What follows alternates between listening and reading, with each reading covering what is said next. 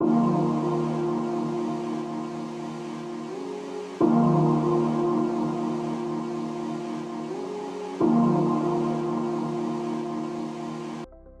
to the Tier 44 Best Practice Series.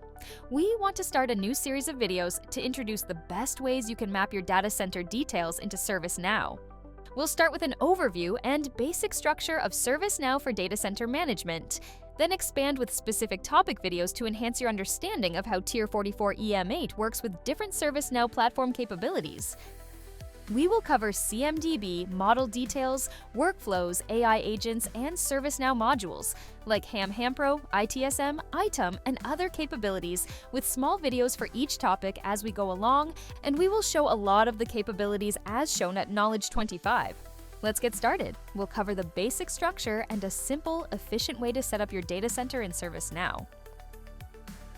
The key to success lies in your CMDB setup, which houses all your configuration items. A typical setup in ServiceNow could look like this: a global CI at the top, linked to a data center which contains rooms, that contains racks, and further contains all the equipment. For data centers, computer rooms, and racks, you'll find standard classes readily available, likewise for all your equipment, servers, and other common data center items, some of which we'll be using in this demonstration. When you look at the dashboard we've built in ServiceNow for DCIM data center management, it's designed to give you a clear, comprehensive overview. You've got a global map front and center with detailed panels on the left and right and a summary section at the bottom. In this setup, we're highlighting incidents and sustainability details along with power and space availability. But the beauty of it is you can customize the left and right panels to show exactly what matters most to you with just a couple of property adjustments. When you click on any marker on the map, it takes you straight to a data center, then drills down to the room and even the rack level. Each level has configurable details on the right, which usually include at least CI asset details, power and space allocation details, incidents, and network details, and offers the ability to add tabs with further details like views by business unit, audit details, etc. As long as the data is in ServiceNow, you can display it easily. Setting this up is simple. It all starts with a global CI. The global CI gets added to the CMDB, specifically the CMDB_CI table, which is the core configuration item table in ServiceNow. If you've installed the demo data, you'll find a record already there called global. But if it's not there, no worries. You'll just need to create one. We suggest naming or renaming it with your company name followed by DCIM, something like Tier 44 DCIM Global to keep it clean.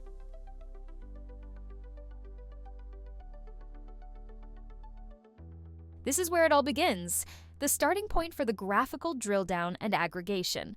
Every item ties back to this global CI, either directly or through other CIs.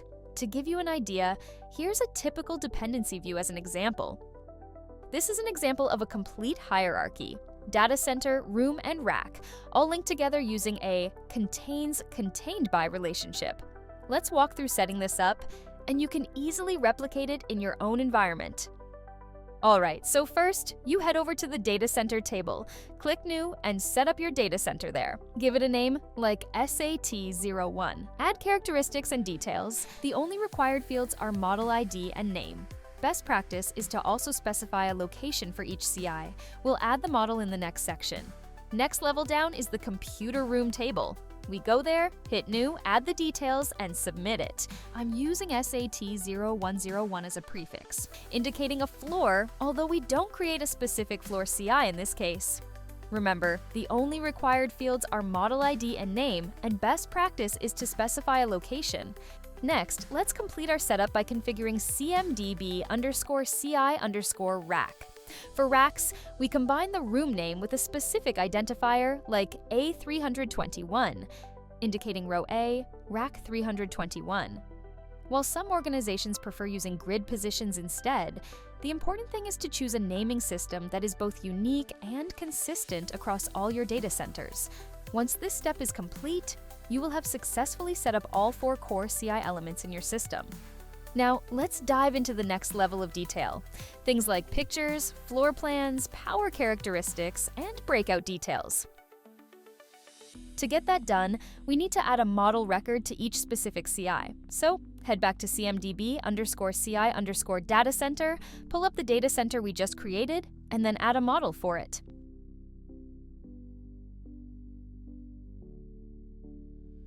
You'll do this in Facility Models. Once you're there, fill out the model category for which type of CI it is using, and set the height U field to 0.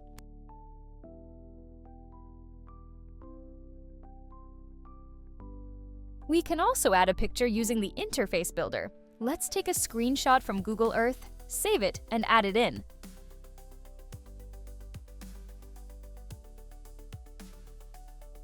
Have a room cage somewhere in the data center? Put a marker on it so you can click it later to get there graphically.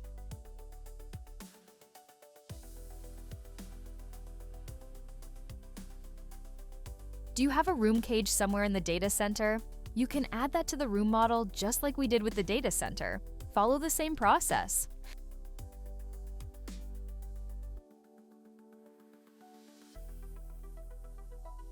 And finally, we'll set up the rack model.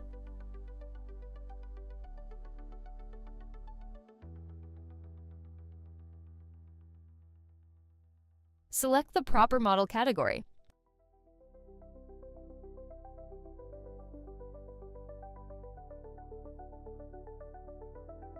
For racks, setting the height is especially important, since that determines how many rack units you have available for equipment. As an example, a typical rack is 42 U tall.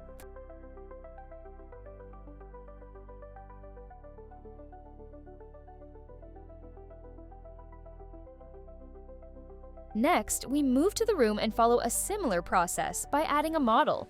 When creating the room model, we can specify key characteristics. Details like how much power is available and how many rack positions are open. These values will feed into the automated capacity aggregation for space and power.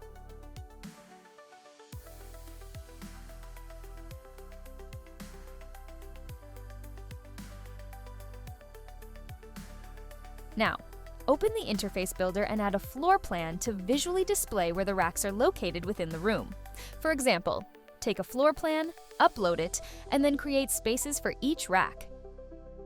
Now let's look at the grid tool for creating interfaces. First, create a starting interface. When you select an interface, expand the tool section at the bottom. This will contain a button for creating a grid of interfaces. You can specify the number of columns and rows and the pixel offset between each one of them. You can also specify the naming order to increment each name by a number, so you don't need to create them individually. If you aren't starting at number 1, you can specify a numbering offset. This allows you to create all interfaces in a grid at once, without having to rename them individually. Keep in mind that these spaces represent racks and any other elements you want to highlight in the room when you view it graphically later. Note that you can also configure rooms within rooms. This is useful in scenarios like a large co-location room with multiple cages, as shown in this example. There's one more piece of information that we need to add to the data center itself, which is a location. So let's say we call the location San Antonio. We give it a longitude and latitude for the data center, like for this data center in San Antonio. We add the address, the location longitude-latitude, that puts the marker into the right position on the global map. Now, let's add this location to the data center CI.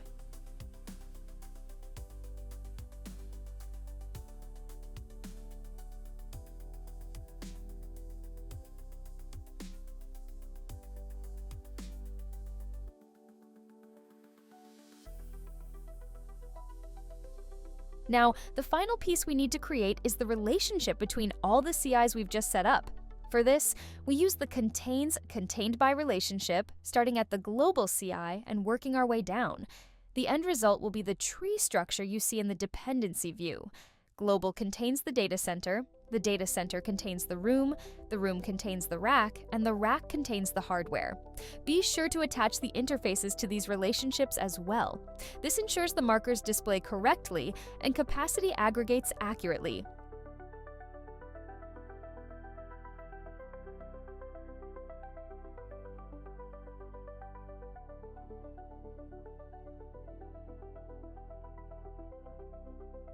There's our relationship from the global CI to the data center. Now we'll repeat the process with the rest of the CIs we've created to build the hierarchy. When setting up your data center, you'll also need to consider how to handle rows. There are two main approaches. In line with the room. In this approach, you navigate from room to row and then from row to rack. This means you'd have a row marker on the floor plan. When you open the row, you then access the racks within it. Alternatively, you can make the room-rack relationship the primary connection and add a row marker as a logical marker on the floor plan. This is like having a circle at the beginning of the row that allows you to open the entire row. In this case, you group the racks together into a row, creating a secondary relationship.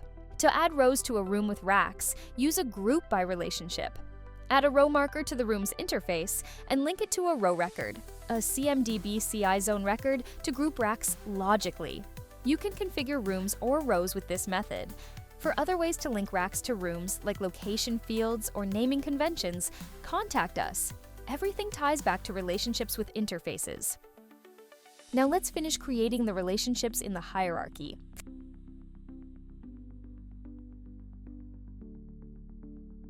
Now that we've completed all the relationships, let's go to the global CI and see our hierarchy.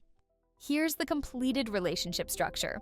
As you can see, everything links back in a hierarchical manner, allowing for proper navigation and aggregation of data throughout the system. Now, the next step that you have to do is add equipment to the rack. We will create a separate video for that because there are various ways how you can do that. We hope this video helps you to set up the basic data center structure in your own ServiceNow environment. This is a quick way of doing it, and that is the reason I just walked you through all the steps. Stay tuned for more content. We will show you how to set up rows of racks, power string details, and network configurations, and we will provide further details on health checks, AI agents, and other use cases soon.